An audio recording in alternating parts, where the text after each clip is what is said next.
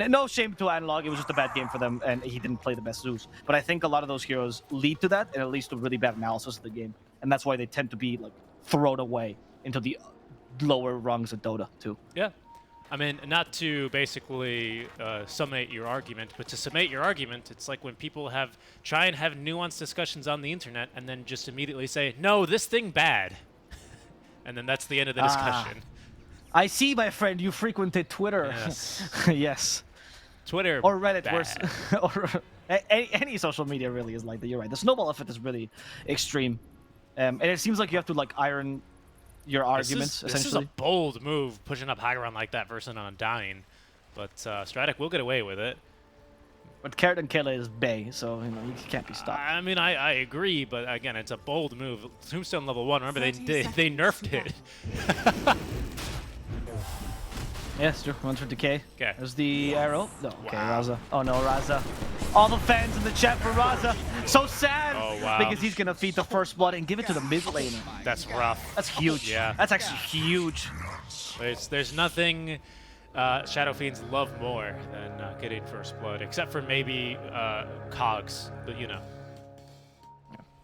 The battle Also, just look, by the way, I'm looking at the draft with a bit of delay now in the stream, and I realized they banned Coddle and Viper for the mid lane, so maybe that Necro pick was more obvious than we gave it credit for. I didn't really notice that. Coddle and Viper, my god. What an obvious tell they're going to pick Necro. Yeah, I did see that Coddle pick. They also banned Coddle in draft number 1 as well for Stratyk, if I'm not mistaken. Oh, fair enough. So maybe that's why. Yeah, so that's why. I mean, I surprise. don't remember if I said it last time. Okay, this is a little cheeky strategy. Lots of mid laners are doing it these days. Not blocking the first wave. Very innovative. Very good against Necro, though, I would say. Very well. He's gotten 2 lasses right now because he's a god, but it's very good strategy against Necro for sure, because he has relatively low base attack damage. Death Pulse is the worst projectile in the game, so lasting on a tower is actually a pain. Here's Braxy doing what Undyings do, just harass. Again, he's going to struggle. Lots of minus armor here already. He's already at 0, so he's taking damage amplification. What was Slardar's? He's not in the game, but what was his old ulti called again? Damage amp, wasn't it? Was it Corrosive Haze? It was just like... I think it was. Damage amp. I forgot the name, actually. Wow, I can't believe I forgot the simple name of Slardar's spell. Oh, arrow that time misses versus Raza. Godsey was expecting him to try and out-juke himself again this time. If I'm honest with you, forever I've been calling it Fairy Fire, because that was the so that was the effect that was in Warcraft 3, like the visual effect, and so I just had it like that forever. It's not correct. For Corrosive Haze? Corrosive Haze. Ah, interesting. Yeah. And in my mind, it just stayed like that forever. I didn't know Fairy Fire was in correct. Warcraft. Yeah, it was the minus armor from the Blue Talon. Anyway, now you know. The more you know of useless boom effects. Yeah, more useless boom effects. Thank you very much. Tell me more. I think it is amplified damage. I think you're right. More about what unique attack modifiers are. We call them orb effects, actually. Because they were all orbs. Yeah. And then you in Warcraft 3. You had to take them for a walk, right? You had to be a responsible orb owner. You gotta go orb walking. Yes.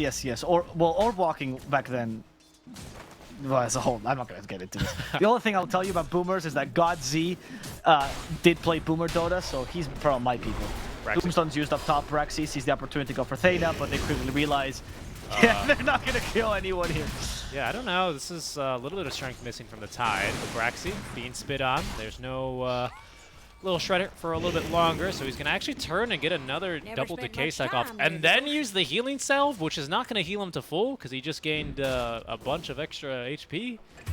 But it's fine. The kill is actually down bottom. Godsey that time connects the arrow, and we'll find the kill onto Raza. Bueno, peloco, así la vida que se puede. Bueno, peloco, así la vida que se puede hacer. I can't believe that's a black and yellow pack, to be honest. In case you guys don't know what that means, it means like, well, yeah, dude, that's life. What can you do about it? Yeah. Yeah. Life's crazy. What are you gonna do? No, Loco is dude in this. Loco is dude? Yeah, in this context, yeah. No, I know a man named Loco as well. That's funny. Richie is right, though. Loco does mean crazy as well. And it also is the quintessential staple of any gang. One person used to be called Loco. Whether it be improv or a real gang, doesn't matter. There's one guy called Loco. In every Hispanic country in the world. Do they also have the guy named Clamps? Oh my god. Clamps? Clamps, yeah. Oh my god. No, I've never heard of that name in my life. It's a Futurama Anyway, joke. Karpo in the top lane. Thena. He's gonna find Thena. He has Rage, so he's gonna get the kill. Of course, this is Braxy in the process, but I think it's fine. Undying, like we mentioned earlier, it's not an easy lane for him, so he's kind of meant to die. He's a meat shield, so as long as there's a Butcher here to collect the meat, it's fine. And mid lane, the Limana Banana also gets sniped here by P1, extend his range for last one auto attack, and it works out. And since Braxy died, P1 also gets a full bottle with extra Brune as well. Amazing for P1. Oh my god. Yeah, wow. Yes, Oh my god. I agree. Mid lane. Oh my god, indeed. Mid lane, just so much. All the regen, you know, especially for SF. He's going to be levels with Thana's going to be able to deny this rune at least, but P1 back to full HP, essentially, and mana, and has the full bottle charge. He's also got max souls for level 2 Necromastery. This lane is going swimmingly for him so far. Raza in the bottom lane, they have a spear. He should die. Zero just had to snipe him. And another kill for Black and Yellow, who has a much stronger early game than last time. But I also think they're on less of a timer than last time as well. I thought last time Gyrocopter would eventually come into his own. He never really did. But in this game, your quarter-code matchup is good. And also Wraith King does eventually not scale as hard as Lifesteal. You see what that tip was about? These voice lines that he did Curtin Kell get like a deny or something? It wasn't? I didn't see that. I was looking at the top lane as well, and I didn't really see anything special. Maybe it was like a creep pull or something like that. Skelly's doing a little bit of damage to Zero, who is completely burned out of his mana. No Soul Ring build this early for the Mars, instead opting to go for the early phase boots for that armor. So likely, unlikely rather, to see the armlet build for him. Gadzi already with the Urn online, so he'd like to get another kill onto Raza if possible. Yeah, unlikely to. Oh, for Zero. Yes, for Zero. Okay. Yeah, Arblet, a lot of actually has been phased out completely to go for Mars. In pub, it's still fine because Mars sometimes has to carry the game, and your carry is useless. But in pro game where you have to trust your teammates, Arblet is just a bit too slow for the current meta, and people are back to building Blink. His stats are good enough, unlike Legion, so he doesn't actually need to build that first night item. He just likes to have it. And of course, if the meta is faster, it's not worth it. Wow, they get that kill. Nice wraparound there thanks to the ward. I didn't think the action was going to be here, but they even committed the tombstone, and an arrow sails through the mid lane, almost catches Thena, as the power rune ends up spawning bottom anyway. I was just watching Garhua just continue to right-click the Tidehunter over and over again for approximately 0 damage. Pretty funny. Thank you, cameraman. Yeah, I got you. Appreciate I'm that. watching the important things. In case anyone wants to blame anyone, it's Richie. He's only doing 5 jobs at once, so it's kind of easy to mess. Yeah. Up. Oh, sorry, it's hard to mess. Yeah, up. it's hard to mess up. You know, it's really. I actually have to put the camera away. The camera directs itself, really. So whenever I make a mistake, it's me pulling the camera away. This is a smoke from AMB. Okay, I mean, he does have Reaper's Sight at the very least. They caught him as he was farming a stack, but he's gonna TP mid and then smoke. And maybe This is catch wild. Braxy. Thena is baiting him pretty easily. But this is... I mean, they never expect the TP into smoke, right? And then his smoke... that's for and sure. then his smoke broke. So Curtin Kell is gonna bait. They want Karhua, obviously. Can they get him, though? I don't think so. I think he has rage. His Facebook. This is not going well. Alright, Alien Banana retreats out of shame at this point. Karhua, he's going for Thena. He's the opportunity to go for Curtin Kell. Tombstone is dropped. Oh, Alien Banana is here. The bait worked out somewhat. Curtin Kell might die. 90% juice for the support. Nope. And there's the Infest to save his life. Braxy can still maybe kill Curtin Kell with a decay. He'll get it. As out comes Karhua. Gets the kill on This is Snapfire. disastrous. Alien Banana has been tipped. He's regretting this rotation. He's going to retreat. That was disastrous. They also get a kill down bottom. Spear into arrow, as simple as mid that. is falling? No, mid is falling, Richie. They're gonna take the mid tower for free. Oh, okay, that's worse than the kills. That is the worst part of this whole thing. Well, it's all pretty bad, isn't it? I mean, we're losing mid to a Shadow Fiend attacking it. He's not even like a Lesh or anything. He's just Shadow Fiend auto attacking your tower. Well, like I know he has good auto attacks, but still, this should not happen. and he doesn't have the 15 talents either, right? So no minus on these structures. Hey, he's level 8. Like why is he taking your tier 1 solo? Adrian as well taking death. Yeah, I don't know. That was a bit poorly executed there. I believe Black and Yellow, they knew exactly what AMB was up to, because when he walked past here, as Thena was fighting the Undying, his smoke revealed, which was scouted by this ward. So yeah, Black and Yellow just knew they could easily 1v2 there. That's mid tower down basically for free. A 3k net worth lead already here for Black and Yellow. They're starting to push, and it's very evenly distributed amongst their 3 cores. Which is fantastic for this early game, because again, Lifestealers are really good dual or even tri-core kind of Okay, that was Terrible spear by Zero.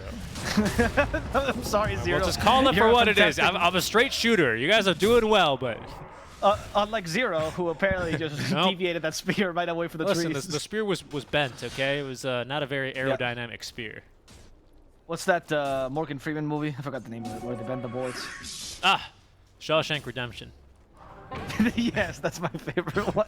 That's a great bullet bending scene. Kill there? As P1 takes a free kill on Thana, he has a haste though, so it doesn't really... It's whatever. Thana was meant to die there. But the real question is what's happening bottom. That spear will impact Reincarnation him, is but taken. Adrian does have a reincarnation. He just leveled it. He Arena's thought he was still going to die. He did. I mean, the Shadow Fiend is missing. He's just been collecting the bounty rune, playing super greedily, has all the time in the world. He knows he can just rotate bottom because mid has now been taken for free. He shows up just to kill creeps. Stratyk have That's the mid laner's tax. TPs, but they don't really have abilities to fight with. They have a Ravage, though.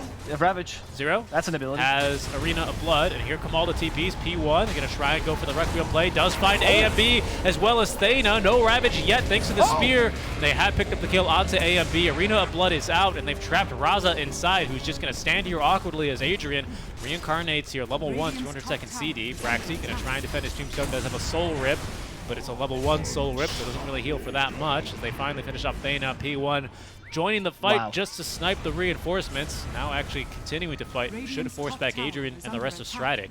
But they want to try and defend this tower. They still have Ravage, Abo. Can they do it? I don't know. GodZ seems to just want to kill Raza, and he's going to get it with a decay. GodZ, does he have leaps? He does. Avoids the Anchor Smash, but will get hit by the crit. Saved by the sword for another second. Using the urn to save himself even further. A little more healing. Ron is fine. Adrian might have gone a bit too far. Karakw's joining in. They need something to cancel his TP. The arrow will not hit in time. That team fight, though, was wild. I don't know if you saw A and B walking back into the arrow after getting Requiem. The natural... He fears himself, right? And he walks back to get hit by the arrow. And even though that seemed like the biggest mistake, sometimes those things happen. What I think was the mistake there is the Tide TP'd in bottom, and they can't fight against the Ravage. They know that, right? The Ravage is a big threat. Why do you TP away from the Ravage? Yeah. Go next to the Tide. He's the saving grace, right, for your team. Who cares if they see your TP at this point? Yeah, AMB just saw Dune, and he really liked the scene where they don't fear. Fear, I must not fear. Fear is the mind killer. But he forgot that arrow is the necro killer and walked right back into that.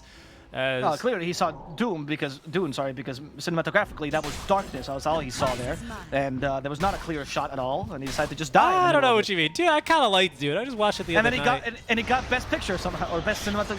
Whatever. There was some cool. I mean, it got best score, which I think was a bit lame. AMB, he might just end up dying here. Again, Soul Rip level 1, but Braxy with the auto attack finishes him off as Thana is going to absorb the spear for Kurtenko, who's just sitting there. And they call GG! It's an 11-minute GG! Did you all play? I think they canceled. Nah, that's... No. Yeah. That was a game with Dota2. That was a very fast game with Dota2. Perhaps, I think this has to be a record-setting